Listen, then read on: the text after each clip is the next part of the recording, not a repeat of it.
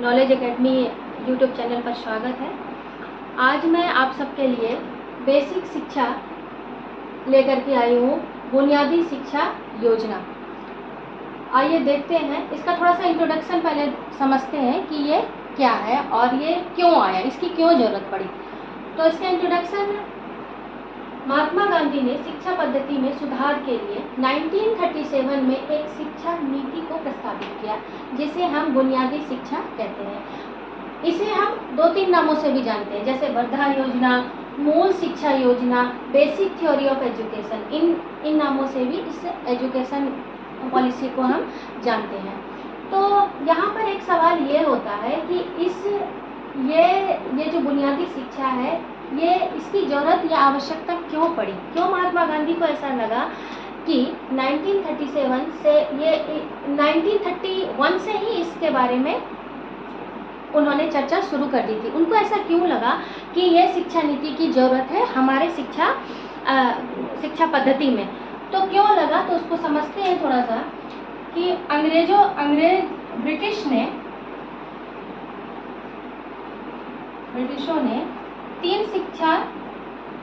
ब्रिटिशों ने Adam report,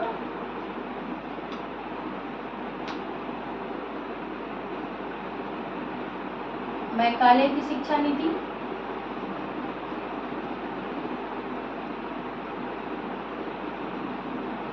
Wood dispatch,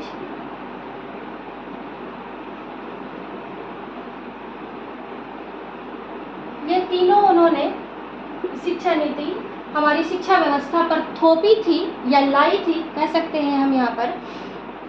लेकिन इन तीनों नीतियों के कारण हमारी जो प्राच्य शिक्षा व्यवस्था थी उसकी इन्होंने पूरी तरह से कमर तोड़ दी।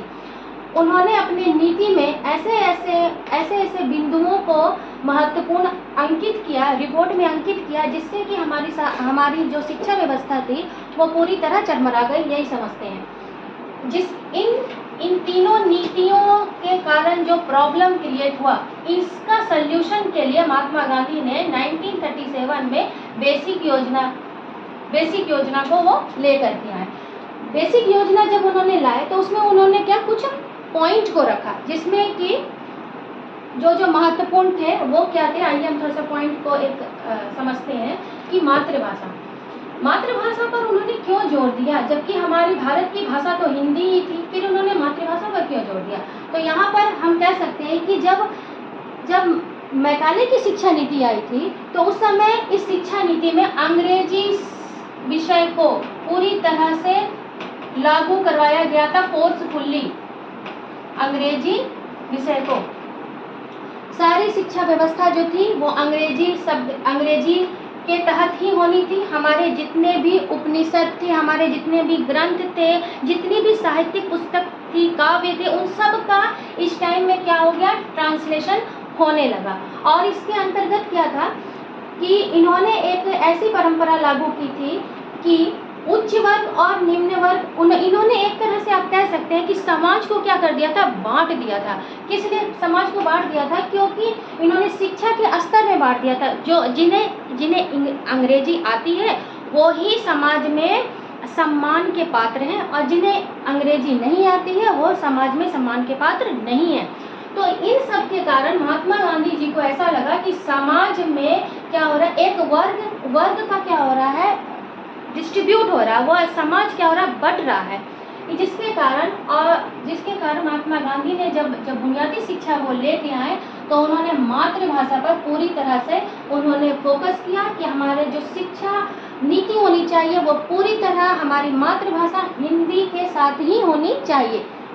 चलिए, अब उन्होंने क्या किया, दूसरे पॉइंट पे उन्होंने क्या कहा कि 7 से 14 वर्ष के बच्चों के लिए ये जो हमारी बुनियादी शिक्षा है ये पूर्णतः प्राथमिक शिक्षा पर आधारित है। वो किस चीज पर आधारित है हमारी, तो प्राथमिक शिक्षा पर आधारित है। इसका संबंध माध्यमिक या उच्च माध्यमिक शिक्षा से बिल्कुल भी नहीं है, ये पूर्णतः प्राथमिक शिक्षा पर आधारित है। और इसके अंतर्गत उन्होंने जो है ये किया कि 7 से 14 वर्ष के जितने भी बच्चे होंगे उनको निःशुल्क शिक्षा दी जाएगी और ये शिक्षा पूरी तरह से अनिवार्य होगी।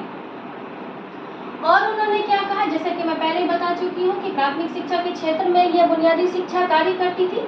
तो शिक्षा के साथ महात्मा गांधी ने क्या कहा, उस समय हमारे समाज की स्थिति इतनी उन्नत या विकसित नहीं थी, तो हर घर में शिक्षा के साथ हमारी आर्थिक स्थिति को भी मजबूत करना जरूरी था। तो आर्थिक स्थिति को मजबूत करने के लिए महात्मा गांधी ने क्या कहा कि शिक्षा के साथ अगर हम कुछ छोटे या कार्य को जोड़ते हैं तो इससे हमारा शिक्षा का स्तर भी बढ़ेगा और क्या होगा, उनमें कुछ स्किल भी डेवलप होगी और स्किल से क्या होगा, उद्योग धंधा भी चलेगा, जिससे कि हमारे समाज की आर्थिक स्थिति भी भारत की बदलेगी, गांव के छोटे छोटे कस्बे के उनकी स्थिति भी बदलेगी। तो उन्होंने शिक्षा को ना एक आधार बनाया जिसमें कि बच्चों को उनकी इच्छा के अनुसार वो किस क्षेत्र में उनकी रुचि है और उन्हें कौन सा स्किल आता है, उस तरह की भी शिक्षा इसमें शामिल की गई, जैसे कि शिल्प कला, खेती, बुनाई, कटाई, सब चीज़ को इसके अंतर्गत शामिल किया गया। चमड़ा बनाना, जूते का काम, सभी तरह के आप यहाँ पर ये कह सकते हैं कि लघु एवं कुटीर उद्योग का प्रोत्साहन जो है महात्मा गांधी ने इस नीति के द्वारा शुरू कर दिया था। अब आपके आते हैं यहाँ पर कि शिल्प कला और खेती, इससे पता चलता है कि इसमें ये लघु एवं कुटीर उद्योग को जोड़ा ताकि समाज में जो जनता की स्थिति को, आर्थिक स्थिति को मजबूत किया जाए। शिक्षा के साथ साथ आर्थिक स्थिति को एक आदर्श नागरिक बनाना। क्या बनाना? आदर्श नागरिक। शिक्षा का एक बहुत महत्वपूर्ण ये होता है कि सिर्फ उनको शिक्षा नहीं, एक आदर्श नागरिक बनाना, क्योंकि एक आदर्श नागरिक ही हमारा भारत का भविष्य होगा और भारत को एक विकसित, एक ऊंचे स्थान पर ले जाने के लिए ये बहुत जरूरी है कि उसका आदर्श व्यक्ति होना जरूरी है। अब देखते सभ्यता संस्कृति। सभ्यता संस्कृति पर उन्होंने बहुत जोर दिया कि जब हमारी शिक्षा मातृभाषा से होगी और हम अपनी सभ्यता और संस्कृति को लेकर के शिक्षा प्राप्त करेंगे तो इससे ही हमारी शिक्षा व्यवस्था में हम क्या कर सकते हैं, विकास कर सकते हैं इसमें। अब यहाँ पर थोड़ा सा एक और टॉपिक मुझे याद आ रहा है जिसको मैं बताना चाहती हूँ, क्या कि जब आखिर महात्मा गांधी ने क्या क्या किया, इसके पीछे की क्या हिस्ट्री है जिससे कि ये बुनियादी शिक्षा लागू हुआ। तो जब यहाँ पर इन्होंने इतनी परेशानी, इतना प्रॉब्लम और परिस्थिति को देखा, शिक्षा की व्यवस्था की परिस्थिति को जब महात्मा गांधी ने देखा तो वो बहुत परेशान हुए और 1931 को जब लंदन में